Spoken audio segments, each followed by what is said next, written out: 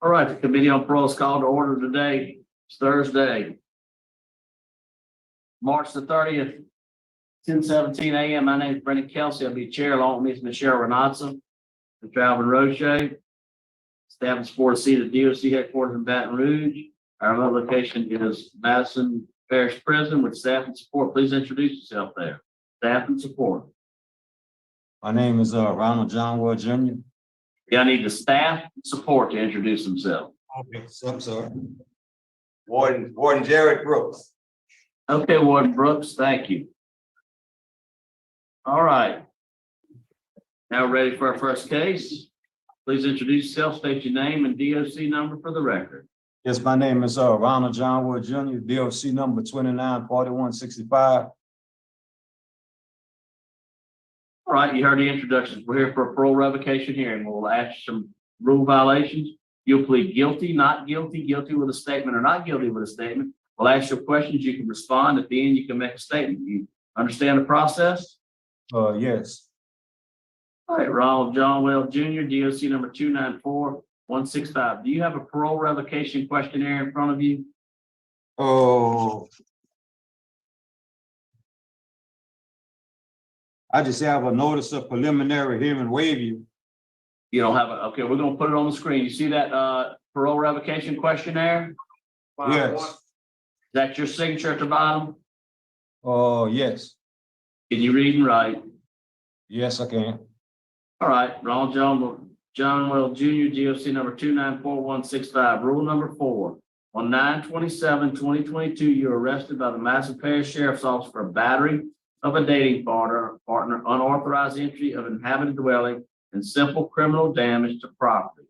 On 2/9/2023, you pled guilty to the amended charge of criminal damage to property misdemeanor. Does that? How do you plead? Guilty to the simple damage to property. All right, we'll answer Ms. Renatza's questions, please. Mr. Johnwell, you were released for a good time in 2017, right? Yes, ma'am. After a previous revocation hearing, Right. what happened? And it seems as though you were doing pretty well. You had a little hiccup in 2018 with the DWI, Yes, ma'am.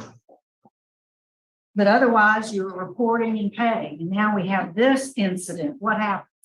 Well, really, it started off as helping someone, but it's my mistake and I accept full responsibility. I was helping someone to get on their feet. And in the process, it turned out to be like into a relationship, but it was a deadline. I was helping this person to get on their feet, and they had a deadline to have it done by the 28th of, I want to say, what month it was I got arrested? September. By the 28th of September. We started out like about the last week of August. And, you know, as time progressed, you know, I helped to get an apartment, helped her financially, helped to start with the bills. But it came to the point to where it was like, well, okay, you about to get on your feet, you know, so I can move on. I had stopped my own business. You know, I had a business venture of my own to start lawn and garden, you know, stuff like that. But I set that to the side to help. But whenever it came to the point to where it's okay, well, she about to get on her feet, you know, I got to back up for them. I started telling them, and argument, you know, started leading to arguments and stuff like that, you know. But I really needed to get out of it. And, you know, I asked God, you know, because really I deceived myself. I'm not going to say she deceived me, but I always did pray and ask for a God-fearing woman. And when I met her, she had a Bible in her hand. We prayed, stuff like that. But like I said, I was deceived. I deceived myself, you know, because it wasn't that what I thought it was. You did. Ma'am? What did you do? What did you do? I'm just trying to talk about the incident. Oh, on the night of the incident, it started out, I had just got off work, and I had asked her to make it short. I said, why don't you help me clean the oven? So it led to another talking about, well, I got my own apartment, I clean my own oven. Is that another thing? So I left it alone. So when I told her, I said, well, just go ahead on about your business, you know. I don't need you, you needed me. So anyway, she struck me. Why'd you break the door down? Huh? Why'd you break? Whenever we was kind of like going around in circles from apartment to apartment, arguing back and forth. At the same time, just like I explained in the sheriff department, the same time I was going in, she was slamming the door. you know, and I realized I broke the door. I even tried to fix it, you know. What happened to why did she have injuries to her? I explained that also. The injuries came from 2 nights before. Those wasn't injuries. Those came. I know what you said. I know what you told the police. Yeah. It doesn't seem very credible to me.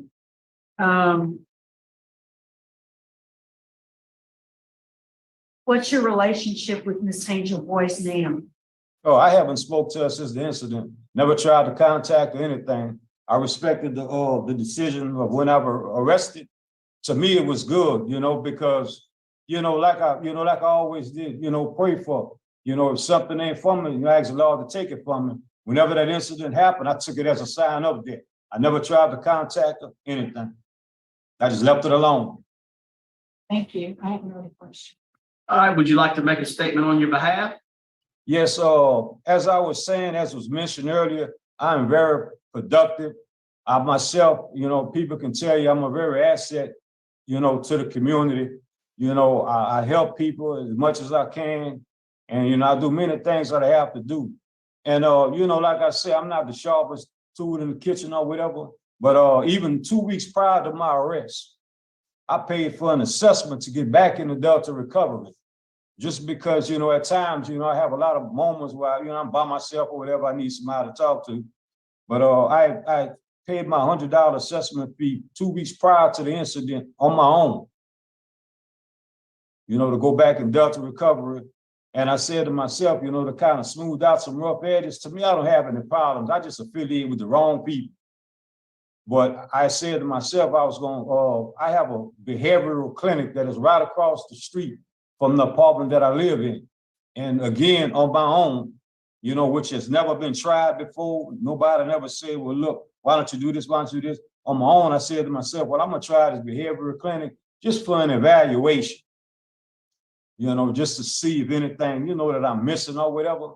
But I got so hooked up in trying to help this other person that all that was set aside. And I would like to explore that as an option, throwing myself on the mercy of the board. Okay. All right. Thank you. Thank you. Prepared to vote, Ms. Renata. Mr. Johnwell, I don't know. I do find you guilty of violating the conditions of your parole. You pled guilty to criminal damage to property, which is in fact misdemeanor, but it is still grounds for revocation. So my vote today is to revoke. Mr. Roche. Mr. Chairman, my vote is the same for the same reason. Right, you have 2 votes to revoke. Also, I'm going to vote to revoke your parole for the same reason. Just keep working on yourself, try to get it right, get out, and hopefully it works out for you. 3 votes to revoke. Today your parole's been revoked. Good luck to you. We'll adjourn at 10:25. Madison. Thank you. All right, have a nice day.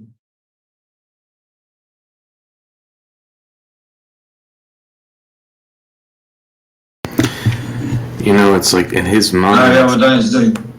He thinks that he's, I don't know if he actually thinks it, but listening to that play out was quite interesting. How the board just like picks apart their, like this whole hearing was like 8 minutes long. Remember, so it's a parole revocation. So he was out on parole, I guess since what, 2017, they said?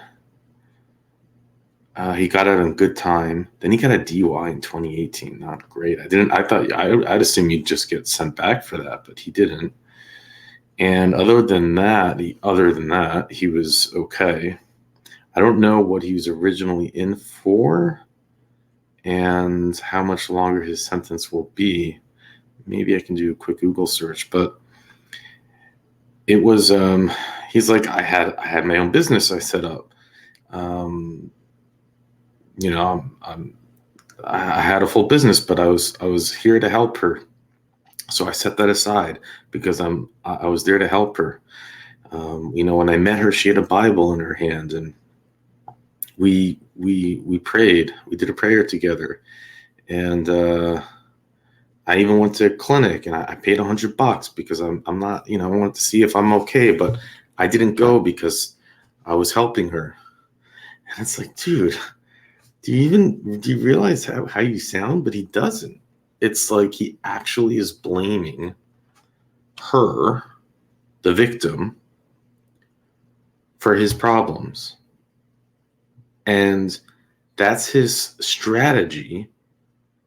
Going to the parole board, he has a strategy to say, okay, I'm not going to get revoked because I'm going to blame it on this woman that I brought into my life.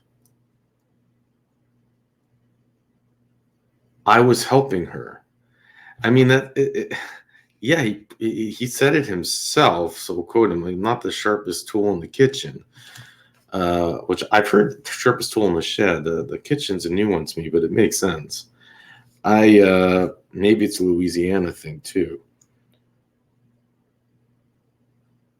So they're like, what happened? Just tell us what happened. And he said, well, I had an oven and I asked her to clean the oven. And she said, I have my own apartment. I have my own oven. I clean my own oven. And he's like, okay, whatever. And then, I'm just minding my own business and things kind of, and he said, well, why did you break the door down? It's Renata said, why did you break the door down? He's like, oh crap, they know about that. He's like, well, things got out of hand. I was going to fix it, but I'm sure, but then he was helping her, right? Why did she have injuries? Those are from 2 days ago.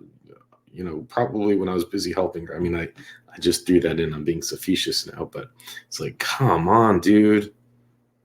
There's a few things that are just really like scary here. One is you're hurting someone physically.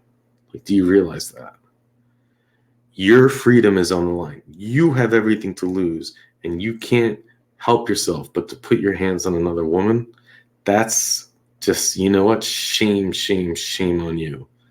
And then he comes there. His mind is so twisted where he still believes to his core that he was helping her,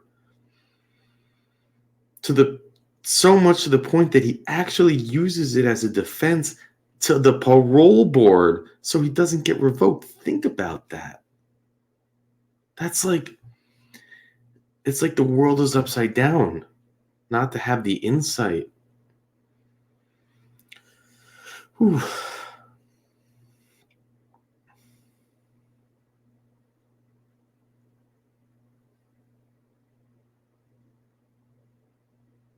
It's scary. It really is. I don't know. What was he originally in for? I don't know if we can actually get it. Normally I check during the hearings. This one was so quick. Also, the problem is with kind of like popular names. This is a little bit of a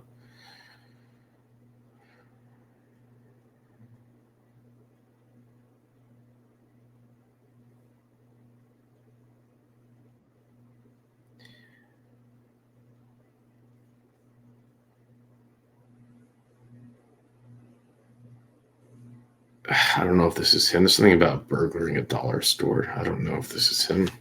It's a popular name. But yeah, anyways, it's it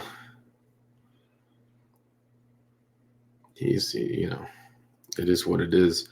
I don't know how much more time he has. It could be 10 years, 20 years, 5 years. I missed it if they said what his full sentence was, but he'll have another chance at parole. So now he's revoked, and I doubt he's learned anything. That's the sad part too. But he's not a young guy. It's sad to see. Love to hear your thoughts. And with that,